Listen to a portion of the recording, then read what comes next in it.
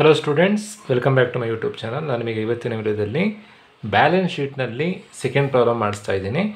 Question ಈ ಥರದಲ್ಲಿದೆ. From the following trial balance of Shreya limited as at 31st March 2023 prepare the balance sheet as per Indian accounting standard Ind IAS 1.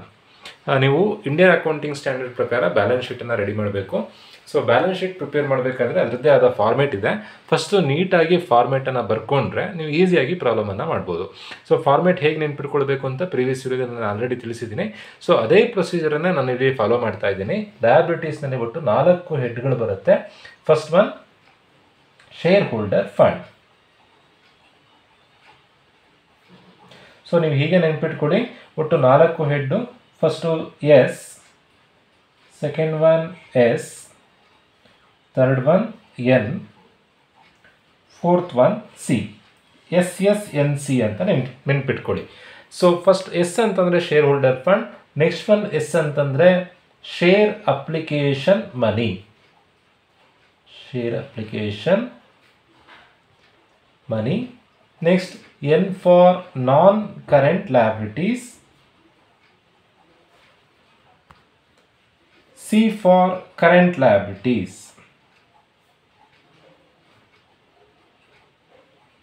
ಅಲ್ಲಿಗೆ liabilities ಎಲ್ಲ ಹೆಡ್ಡನ್ನು ನೀವು ಬರ್ಕೊಂಡಾಯಿತು. So ಇದರಲ್ಲಿ ಸಬ್ head ಬರುತ್ತೆ. ಸಬ್ ಹೆಡ್ಡನ್ನು ಹೇಗೆ ನೆನ್ಪಿಟ್ಕೊಳ್ಬೇಕು ಅಂತಂದರೆ ಅದಕ್ಕೂ ಕೋಡ್ ವರ್ಡ್ ಇದೆ. SR LL STOS ಬರುವಂಥದ್ದು total liabilities.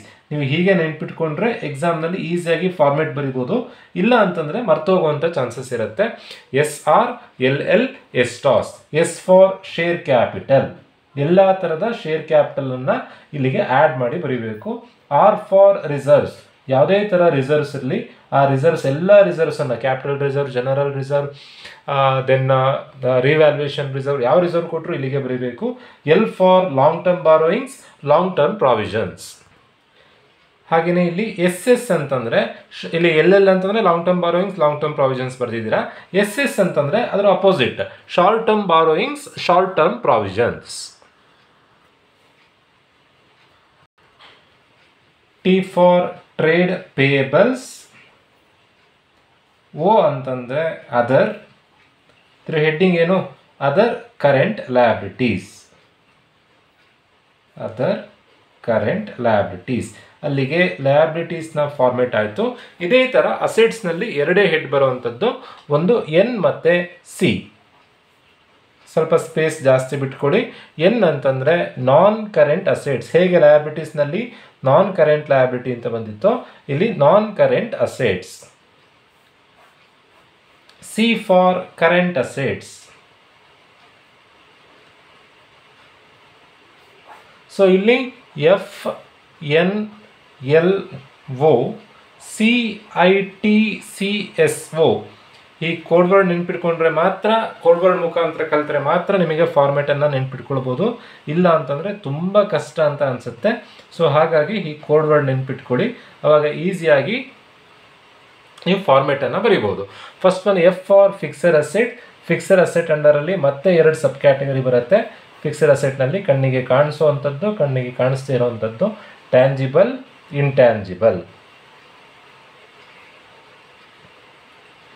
N for non current investment. ಅದರದ್ದು ಅಪೋಸಿಟ್ಟು ಇಲ್ಲಿ C for current investment.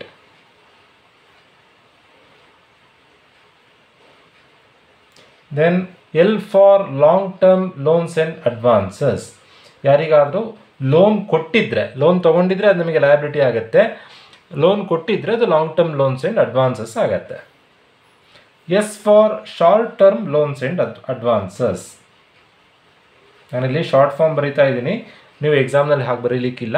O ಅಂತಂದರೆ ಎಲ್ಲ ಕಡೆನೂ O ಅಂತಂದರೆ ಅದರ್. ಇದ್ರ ಹೆಡ್ಡಿಂಗ್ ಏನು? Other non current assets. Then ಹಾಗಾದರೆ ಇಲ್ಲಿ O ಅಂದರೆ ಏನು? Other current assets.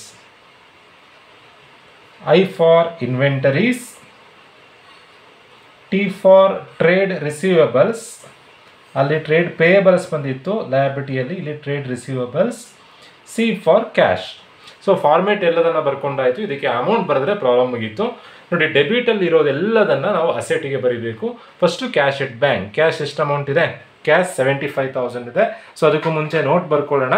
ನೋಟ್ ಹೇಗೆ ಅಂತಂದರೆ, ಶೇರ್ ಕ್ಯಾಪಿಟಲಿಗೆ 1, ರಿಸರ್ವ್ಸಿಗೆ 2, ಲಾಂಗ್ ಟರ್ಮ್ ಬಾರೋಯಿಂಗ್ಸಿಗೆ 3, ಟ್ರೇಡ್ ಪೇಯಬಲ್ಸಿಗೆ 4, ಅದರ್ ಕರೆಂಟ್ ಲಯಬಿಲಿಟೀಸಿಗೆ 5, ಶಾರ್ಟ್ ಟರ್ಮ್ ಪ್ರಾವಿಷನ್ಸಿಗೆ 6, ಫಿಕ್ಸ್ಡ್ ಅಸೆಟಿಗೆ 7, ದೆನ್ ಇನ್ವೆಂಟ್ರಿಗೆ 8, ಟ್ರೇಡ್ ರಿಸೀವಬಲ್ಸಿಗೆ 9, ಕ್ಯಾಶಿಗೆ 10. ಸೊ ಇದಕ್ಕೆ ಅಮೌಂಟ್ ಬರೀತಾ ಹೋದ್ರಾಯಿತು. ಫಸ್ಟ್ ಇರೋವಂಥದ್ದು ಕ್ಯಾಶ್ ನೋಡಿ, ಡೈರೆಕ್ಟಾಗಿ ಕ್ಯಾಶ್ ಅಂತಲೇ ಎಂಟ್ರಿ ಇದೆ. ಕ್ಯಾಶ್ 75,000. ಒಟ್ಟಿನಲ್ಲಿ ಡೆಬಿಟಲ್ಲಿ ಇರೋ ಎಲ್ಲದನ್ನು ನೀವು ಅಸೆಟ್ಟಿಗೆ ಡಿಸ್ಟ್ರಿಬ್ಯೂಟ್ ಮಾಡಿ ಬರೀಬೇಕು. ಗೊತ್ತಾಗ್ಲಿಲ್ವಾ ಯಾವುದೊಂದು ಎಂಟ್ರಿ ಇಲ್ಲಿಗೆ ಬರೀಬೇಕು? ಗೊತ್ತಾಗ್ಲಿಲ್ವಾ? ಗೊತ್ತಾಗದಿದ್ರೂ ತೊಂದರೆ ಇಲ್ಲ, ಅಸೆಟ್ಟನ್ನು ಇಲ್ಲೇ ಬರೀರಿ. ಅಸೆಟ್ ಡೆಬಿಟಲ್ಲಿ ಇರೋದನ್ನು ಅಸೆಟ್ಸಲ್ಲೇ ಡಿಸ್ಟ್ರಿಬ್ಯೂಟ್ ಮಾಡಿ ಬರೀರಿ. ಎಲ್ಲಿಗೆ ಬರೀಬೇಕು ಗೊತ್ತಾಗಲಿಲ್ಲ, ಇಲ್ಲೋ ಒಂದು ಕಡೆ ಬರೀರಿ. ಡೆಬಿಟಲ್ಲಿ ಇರೋದನ್ನು ಅಸೆಟ್ಸಿಗೆ ಬರೀಬೇಕು, ಕ್ರೆಡಿಟಲ್ಲಿ ಇರೋದನ್ನು ಲಯಬಿಲಿಟಿ ಬರೀಬೇಕು. ಕ್ಯಾಶ್ ಆಯಿತು. ನಾನ್ ಕರೆಂಟ್ ಅಸೆಟ್ಸ್ ಹೆಡ್ಡಿಂಗೇ ಇದೆ ನೋಡಿ. ನಾನ್ ಕರೆಂಟ್ ಅಸೆಟ್ಸ್ನಲ್ಲಿ ಅದರ್ ನಾನ್ ಕರೆಂಟ್ ಅಸೆಟ್ಸ್ ಅಂತ ಇದೆ, ಅಲ್ಲಿಗೆ ಬರೆದ್ರಾಯಿತು. ನಾನ್ ಕರೆಂಟ್ ಅಸೆಟ್ಸ್ 50,000. ನೋಡಿ, ಫಾರ್ಮೇಟ್ ಬರ್ಕೊಂಡ್ರೆ ಈಸಿ ಆಗುತ್ತೆ. ನಾನ್ ಕರೆಂಟ್ ಇನ್ವೆಸ್ಟ್ಮೆಂಟ್ ಅಂತಲೇ ಇದೆ, 25,000. ನೆಕ್ಸ್ಟು ಟ್ಯಾಂಜಿಬಲ್ ನೋಡಿ, ಲ್ಯಾಂಡ್ ಆ್ಯಂಡ್ ಬಿಲ್ಡಿಂಗ್ ಇದೆ. ಇದಕ್ಕೆ ಕಣ್ಣಿಗೆ ಕಾಣಿಸುವಂಥ ಅಸೆಟ್ ಸುಮಾರು ಕೊಟ್ಟಿರ್ತಾರೆ. ಲ್ಯಾಂಡ್ ಆ್ಯಂಡ್ ಬಿಲ್ಡಿಂಗ್ ಆಗ್ಬೋದು, ಫರ್ನಿಚರ್ ಆಗ್ಬೋದು, ಇಕ್ವಿಪ್ಮೆಂಟ್ ಆಗ್ಬೋದು, land and building, plant and machinery, motor vehicle, ಇವೆಲ್ಲ ಕಣ್ಣಿಗೆ ಕಾಣಿಸುವಂಥದ್ದು. ಸೊ ಈಗ 3 ಎಂಟ್ರಿ ಇದೆ ಟ್ಯಾಂಜಿಬಲ್. ಯಾವುದು ಅಂತಂದರೆ ಲ್ಯಾಂಡ್ ಆ್ಯಂಡ್ ಬಿಲ್ಡಿಂಗ್ ಇದೆ, ಪ್ಲಸ್ ಫರ್ನಿಚರ್ ಇದೆ, ಪ್ಲಸ್ ಆಫೀಸ್ ಇಕ್ವಿಪ್ಮೆಂಟ್ ಇದೆ. ನೀವು ಇದನ್ನು ಫಾರ್ಮೇಟಿಂದ ಹೊರಗಡೆ ನೋಟ್ 7 ಅಂತ ಹೇಳಿ ಫಿಕ್ಸ್ಡ್ ಅಸೆಟಲ್ಲಿ ಟ್ಯಾಂಜಿಬಲ್ ಯಾವುದು ಅಂತ ಬರೀಬೇಕು. ಯಾವುದು? Land and building 2 lakh, plus furniture 50,000, plus office equipment 25,000. Total ಆಗಿ ಎಷ್ಟಾಯಿತು? 2 ಲಕ್ಷ ಪ್ಲಸ್ 50,000, 2,50,000 ಪ್ಲಸ್ 25,000, 2,75,000 ಆಯಿತು. ಹೇಗೆ ಬಂತು 2,75,000? 2 lakh plus 50,000, 2,50,000, 2,50,000 plus 25, 2,75,000. ಮೂರನ್ನು ಆ್ಯಡ್ ಮಾಡಿ ಬರ್ತಿದ್ದೀವಿ. ನೆಕ್ಸ್ಟ್ ಇರುವಂಥದ್ದು ಗುಡ್ವಿಲ್ ಕಣ್ಣಿಗೆ ಕಾಣಿಸಲ್ಲ. ಇದು intangible fixed asset. Goodwill amount ಎಷ್ಟಿದೆ? ಗುಡ್ವಿಲ್ ಅಮೌಂಟ್ 50,000 ಇದೆ. ನೀವು ಇವಿಷ್ಟನ್ನು ನೀಟಾಗಿ ಕಲಿಬೇಕು. ಟ್ಯಾಂಜಿಬಲ್ ಯಾವ್ದು, ಇಂಟ್ಯಾಂಜಿಬಲ್ ಯಾವ್ದು. ಟ್ಯಾಂಜಿಬಲ್ ಅಸೆಟ್ ಯಾವ್ದು? ಈಗ ನಿಮ್ಮ ಕಣ್ಣಿಗೆ ಕಾಣಿಸುತ್ತೆ, ಅದು ಟ್ಯಾಂಜಿಬಲ್. ಕಣ್ಣಿಗೆ ಕಾಣಿಸ್ತೇ ಇರುವಂಥದ್ದೆಲ್ಲ ಇಂಟ್ಯಾಂಜಿಬಲ್. ಫಾರ್ ಎಕ್ಸಾಂಪಲ್, ಈಗ ಬಿಗ್ ಬಾಸ್ ಶೋ ಅನ್ನು ರನ್ ಮಾಡಬೇಕು ಅಂತಂದರೆ, ಬಿಗ್ ಬಾಸಿನ ಕಾಪಿ ರೈಟ್ಸ್ ಈಗ ಯಾರ ಹತ್ರ ಇದೆ ಅಂತಂದರೆ ಕಲರ್ಸ್ ಕನ್ನಡದ ಹತ್ರ ಇದೆ. ಒಂದು ವೇಳೆ ಆ ಶೋ ಅನ್ನು ಬೇರೆ ಯಾವ್ದಾದ್ರು ಚಾನಲ್ ಅವ್ರು ಮಾಡಬೇಕು ಅಂತಂದರೆ ಕಲರ್ಸ್ ಕನ್ನಡಕ್ಕೆ ಒಂದು ಅಮೌಂಟ್ ಕೊಟ್ಟು ಆ ಬಿಗ್ ಬಾಸ್ ಶೋ ಅನ್ನು ಮಾಡ್ಬೋದು. ಸೊ ಅದಕ್ಕೆ ಕಾಪಿ ರೈಟ್ಸ್ ಅಂತ ಅಂತೀವಿ. ಸೊ ಅದು ಕಣ್ಣಿಗೆ ಕಾಣಿಸಲ್ಲ, ಅವೆಲ್ಲ ಇಂಟ್ಯಾಂಜಿಬಲ್. ಕಣ್ಣಿಗೆ ಕಾಣಿಸುವಂಥದ್ದು tangible assets. Land and building, plant and machinery, furniture, motor vehicle ಅವೆಲ್ಲ ಟ್ಯಾಂಜಿಬಲ್. ಕಣ್ಣಿಗೆ ಕಾಣಿಸ್ತಾ ಇರುವಂಥದ್ದು ಯಾವುದು? Goodwill, patent, copyright, trade marks ಇವೆಲ್ಲ ಇಂಟ್ಯಾಂಜಿಬಲ್. ಈ ಗುಡ್ವಿಲ್ ಕೊಟ್ಟಿದ್ದಾರೆ. ಗುಡ್ವಿಲ್ ಅಮೌಂಟ್ ಎಷ್ಟಿದೆ? ಗುಡ್ವಿಲ್ 50,000 ಇದೆ. ಸೊ ನೆಕ್ಸ್ಟ್ ಇರುವಂಥದ್ದು ಸ್ಟಾಕ್. ಇನ್ವೆಂಟ್ರಿ ಅಂತಂದ್ರೂ ಒಂದೇ, ಸ್ಟಾಕ್ ಅಂತಂದ್ರೂ ಒಂದೇ. ಸ್ಟಾಕ್ ಅಮೌಂಟ್ 1 lakh ಇದೆ.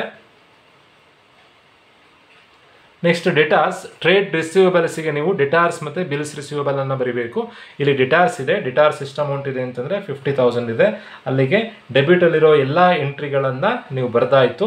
ಟೋಟಲ್ ಮಾಡಿಕೊಂಡಾಗ ಟ್ಯಾಲಿ ನೋಡಿ, ಈಗ 6,25,000 ಕೊಟ್ಟಿದ್ದಾರೆ, ಅಷ್ಟೇ ಅಮೌಂಟೇ ಬರಬೇಕು. 2,75,000 plus 50,000 plus 25,000 plus 50,000 plus 1 lakh plus 50,000 plus 75,000. Answer is 6,25,000. ಇದು 2024 ಕ್ವಶನ್ ಪೇಪರ್ ಪ್ರಾಬ್ಲಮ್ ಇದು. ದೆನ್ ಇದೇ ಥರನೇ ಲಯಬಿಲಿಟಿ ಕೂಡ ಮಾಡಬೇಕು. ಲಯಬಿಲಿಟಿಲಿ ಯಾವ್ಯಾವ ಎಂಟ್ರಿ ಕೊಟ್ಟಿದ್ದಾರೆ? Equity, share capital.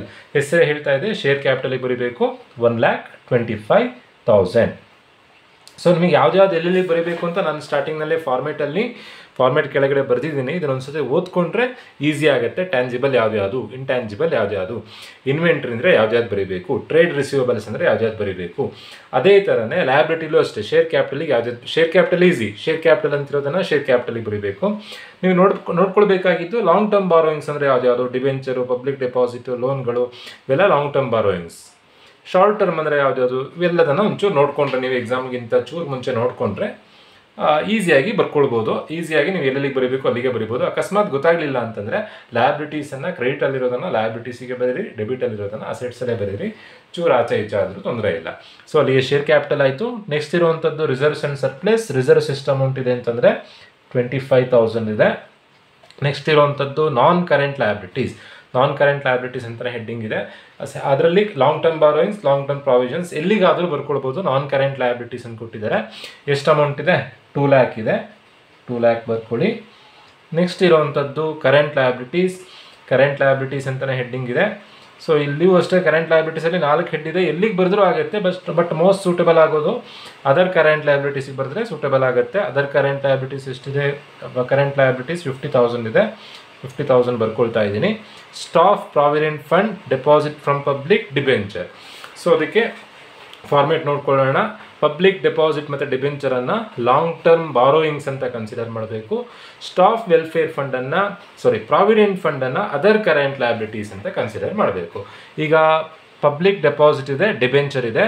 Public deposit ಮತ್ತು ಡಿಬೆಂಚರನ್ನು ಲಾಂಗ್ ಟರ್ಮ್ ಬಾರೋಯಿಂಗ್ಸ್ ಅಂತ ಕನ್ಸಿಡರ್ ಮಾಡಬೇಕು. ಸೊ ಟೋಟಲ್ ಆಗಿ ಎಷ್ಟು ಅಮೌಂಟ್ ಆಗುತ್ತೆ ಅಲ್ಲಿಗೆ? 2 lakh ಆಲ್ರೆಡಿ ನಾನ್ ಕರೆಂಟ್ ಲಯಬಿಲಿಟೀಸ್ ಇದೆ. 2 lakh plus public deposit 50,000 plus debentures 1,25,000. ಅಲ್ಲಿಗೆ ಟೋಟಲ್ ಆಗಿ ಎಷ್ಟು ಅಮೌಂಟ್ ಆಗುತ್ತೆ ಅಂತಂದರೆ ನೋಡಿ, ಈಗ ಒಂದಕ್ಕಿಂತ ಜಾಸ್ತಿ ಎಂಟ್ರಿ ಇರಬೇಕಾದ್ರೆ ನೀವು ಫಾರ್ಮೇಟಿಂದ ಹೊರಗಡೆ ನೋಟ್ ನಂಬರ್ 3 ನಾನ್ ಕರೆಂಟ್ ಲಯಬಿಲಿಟೀಸ್ ಹೇಗೆ ಬಂತು ಅಂತ ಬರೀಬೇಕು.